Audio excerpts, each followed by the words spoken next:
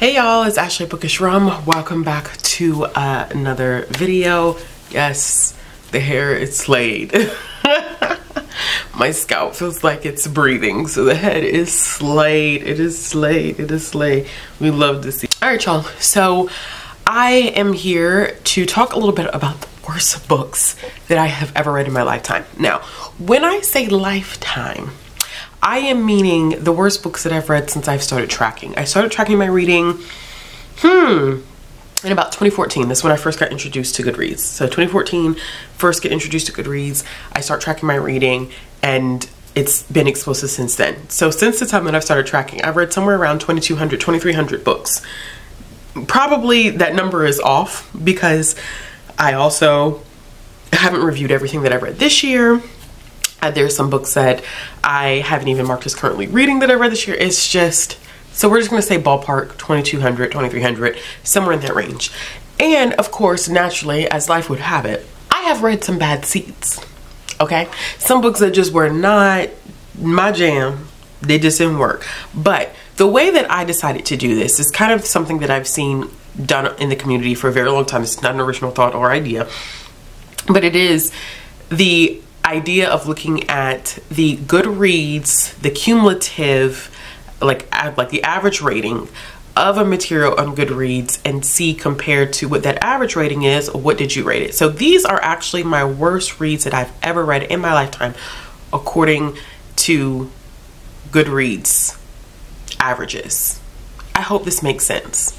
So all that I did was I went through my red shelf and I sorted the books to give me the average. I wanted them sorted by their average star amount. And then I toggled it a little bit so that I could see the ones that were the lowest rated. And the results were interesting. To be honest with you, you would probably think in filming this video, Ashley, you've already done this. You've talked about these books. No, because when I look at it compared to what the Goodreads average ratings are, a lot of these books I actually have not talked about as my worst reads of the year, of the month, which I think is so fascinating. I think some of these two are ones that I definitely kept track of prior to me like really heavily doing BookTube in a consistent way. So I made notes of everything in my handy dandy notes app on my phone. And so now we're gonna go through them. The lowest one on this list is at a 2.14 and the highest on this list is at a 2.90. What I found in looking at this is I pretty much agree with the average Goodreads rating. So literally the worst books that I have read by Goodreads average ratings are literally the worst books that I've ever read. So I feel like, you know what? I'm not too far off with my feelings about these books. So let's go ahead and jump in so it's not too long. The first one that I have is an erotica and it's called Rammed by the Review. There's no way for me to explain this book. I mean, the book is titled Rammed by the Reviews. There's no way for me to explain this book without getting flagged. And so if you're really interested in knowing what this book is about, look it up on Goodreads. I was coerced into reading this book out loud with a group of friends for a celebration with Izzy. It was a whole group of us. Bethany and I found out that night that we actually do pretty good storytelling as a team. But we read these sections out loud together on a live show and it was disgusting. It is the most, I don't have words to describe this. It was a 1-star read for me. And 2.14 average, I feel like my thoughts pretty much align with what the community was feeling about that one. Okay, so the next one that I have is, and this is surprising, y'all. A lot of these are actually comics or graphic novels, and I'm very shocked by that. But anyway, the next one that I have is Ultimate Hulk Animal, and its average rating is a 2.29. I gave this 2 stars. It was horrible. So we are following this main character. Her name is Zarda, and she's part of the Squadron Supreme. And her issue is that she doesn't really understand Earth's customs. So she tries to use violence to kind of solve everything, where, I mean, in some aspects, that has become Earth's customs. it shouldn't be, but that's neither here nor there. But basically she doesn't understand, like, that's not how you handle situations. And so Captain America is like, you need to spend some time living amongst the people in the world so that you can get a hold of whatever you have going on, because this is not going to work. Her first interaction with people in the community is Hulk throwing a temper tantrum about his pancakes in a diner with shorts and no shirt on. When I tell y'all, it was so childish. This is probably one of the most childish comics I have ever read. It was so childish, and just the execution was not good. I just did not like this one whatsoever. And so I am glad to see that my 2-star rating pretty much aligns with what everybody else was feeling about this one. The next one that I have is a graphic novel that bombed. So it's New Romancer. The average rating on this one is a 2.45. I gave it 2 stars. This is supposed to be like a... Actually, you know what? I'm not gonna even lie to you, because child, I don't know what this was supposed to be. I couldn't really tell you what it was supposed to be, because one of my hugest criticisms of this was, what is this? The premise is supposed to be this girl who finds the kind of like the writings of Ada Lovelace, who was one of the first computer programmers, right? And so she is using these old writings of hers, and she ends up recreating or bringing back Lord Byron, who's like the romancer. From there, y'all, I literally could not tell you what happened. It was so chaotic and so sporadic and incohesive. I had no idea. Like, when I wrote this review, I had no idea what I had just read. It started off like, okay, this is interesting. And it slowly descended into, I don't know if you knew what you wanted to do with this, and so you pretty much have screwed all of us over, because what are we reading? This is absolutely chaotic. I would never reread this to figure out what actually happened in this. Nobody that I follow, like right now, or who I followed at the time, no one enjoyed this one, hence the low rating. The next one that I have is it's a graphic novel. This one's the Stonewall Riots, which, before you jump down my throat, because some people are gonna be like, Stonewall, how could you? Listen, just listen. Pause the video, read the title. Read the title again. Read the title of the book. What does it say? I'll even pause here. Okay, it says Stonewall Riots, right? Right, that's what it says. This has nothing to do with the Stonewall Riots. Like, how do you title a whole book Stonewall Riots and it got nothing to do with Stonewall Riots? Literally, it centers white gay men. That's what that is. When I tell you I was pissed when I read that. I was pissed when I read that. And it's like, on one hand, you're kind of like, I don't want to be 100% angry, because there's some great information in this, like some historical information, but you called your book Stonewall Riot, and the book is not about the Stonewall Riots. I'm confused, because if I buy a book that says Stonewall Riots, I expect it to be about the Stonewall Riots. Unfortunately, this is not what this book was about. This book centered the experiences of white gay men and really glanced over the Stonewall Riots, which child, I'm so sick of it. I'm so sick of it. Like, really? And then they put you in a really, really tough spot, because it's like, well, the information in this book is valuable, but this is not what I was trying to read about. And you just erased so much actual history to focus on the narrative of white gay men. Child, disappointed. The next one I'm not even really talking about that much, because y'all are sick of me talking about it, and I'm sick of talking about this book, and I'm sick of talking about this woman. Life After Death, 2.57 cumulative rating. Y'all know I gave that book 1 star, and if I could give it negative stars, I motherfucking would, because absolute filth. Simon & Schuster, you should be ashamed. Be ashamed of yourselves for even contracting that book. Be ashamed, because I want to know what editor read that book and said, we gonna let this fly. You're disgusting. All of you, disgusting. That's horrible. Not it. That's it, I'm done. I promise, I'm done. Another one I have talked about, y'all probably don't remember me talking about this one, but this book effectively turned me off from Melissa De La Cruz. I have not read a book by Melissa De La Cruz since this book. I have wanted to read so much of her other stuff. I'm so intrigued by some of the stuff that she has coming out, but this book put such a bad taste in my mouth. I was just kind of like, I don't know if I can ever trust you again as a writer. Like now you have caused trust issues between the two of us because I just don't feel like I can sufficiently trust you. That book is Pride and Prejudice and Mistletoe. The cumulative rating on that was 2.63. I gave that bad boy a 1 star. It is a Pride and Prejudice retelling that is gender swapped and takes place during the holidays. Atrocious writing. I have never, like, I don't know, like, the book wasn't edited.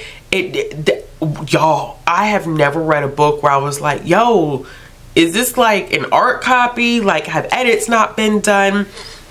The actual like swapping, I feel like of like the gender swap aspect of it, I feel like was just unnecessary. To be honest, the characters were not likable. I mean, yeah, Darcy is a complete, you know, ass when we first meet him, but he eventually grows on you. No such thing. I did not like the woman version of Darcy. Like, she was horrible. Whoever greenlit that too, mistake.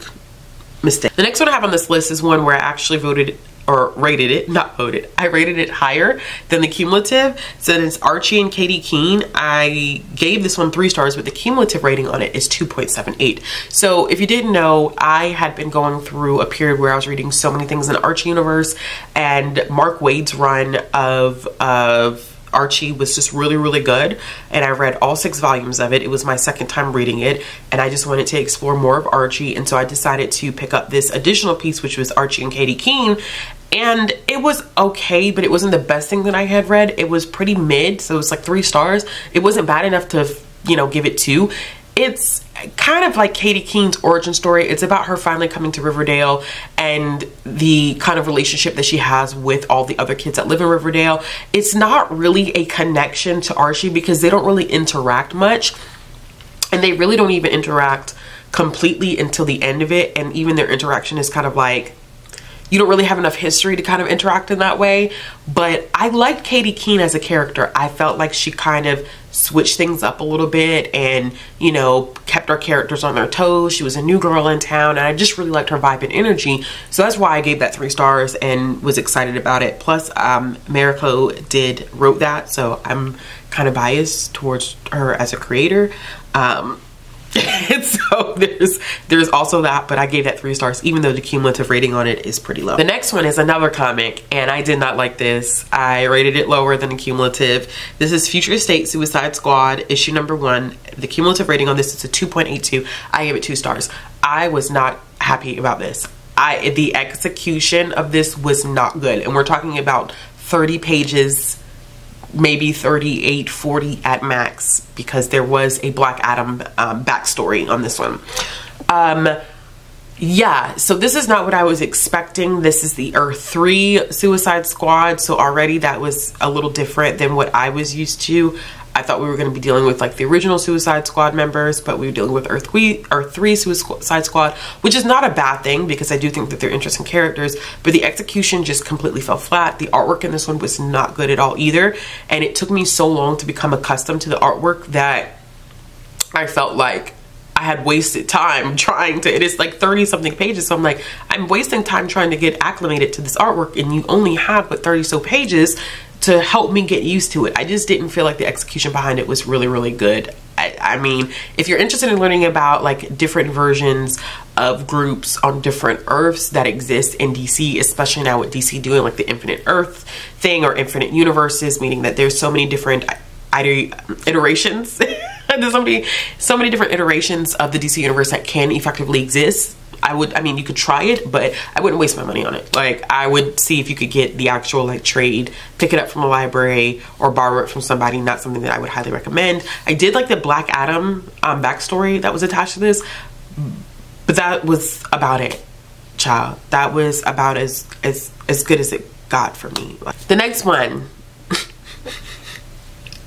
Miss Tomi Adeyemi decided to write a short story, and I think that Tomi is just not the writer for me. I don't think that Tomi really wrote all of Children of Blood and Bone because I just don't.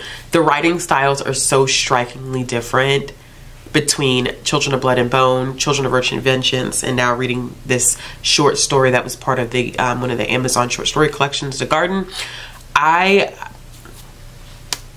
They're too strikingly different, and so I'm just convinced that there was no writing The Children in Bone, like the first book, by herself. Also, just so we can go ahead and get this out the way, that third book is not finna happen. I know that Goodreads says that that third book is coming out September 22nd, but I'm telling you, as someone who works closely with vendors, that book has popped up nowhere in any vendor's cards. That book is not getting published in September, so that date is going to continue to stay there, I'm sure, but literally no vendor that I've seen has even showcased that book. And I go week by week by release day of every week of every month of the year. So just a little FYI. But I did end up reading The Garden, 2.87 cumulative stars. I gave it 2. Horrible writing. I didn't like it. I don't even know what that was. There was so much potential there to explore like daughter-mother dynamics, and it was like it just flew over her head. I know that she's doing TV show writing now, I think. Something like that. She wrote for Disney Plus.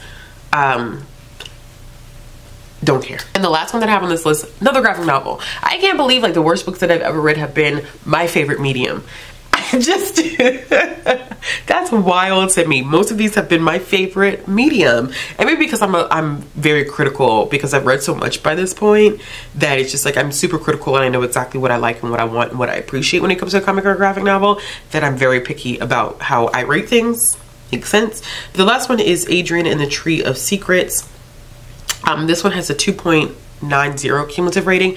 I gave it higher than the average. I thought it was okay. It's about this young boy named Adrian who is figuring out his sexual identity, and he ends up developing a crush on another boy, and they kiss, and the boy that he develops a crush on, his girlfriend, finds out and just kind of spreads everything. And then of course he pulls away from Adrian and is, you know, not necessarily a great human because he's trying to save himself from embarrassment too. It's a coming of age story. I really enjoyed the artwork in this one. That's what really stood out to me. I think the storytelling on the back end, like especially towards the end, could have been a little bit stronger, and it wasn't exactly where I wanted it to go, but I do think that the artwork is what definitely saved this one, which is why I ended up giving it 3 stars. But yeah, all right, y'all. Those are the worst books that I've ever read in my lifetime. Like, and most of them are comics and graphic novels. And now I feel like, dang, maybe I should have done this on my other channel, but it's fine. It's fine, because I was not expecting the results to be that way, but just the way that the data has worked, like that's what it is. It is what it is. All right, y'all, let me know in the comments, like, what are the worst books that you have read in your lifetime? As always, if you like this video, give it a thumbs up. If you want to see more content from me, click the subscribe button and hit the bell for notifications. If you're interested in following me on social media, supporting the channel, all links will be down in the description box below, and I'll be back with another video soon. I'm on my own, broken and alone. I feel the rain crashing down all around.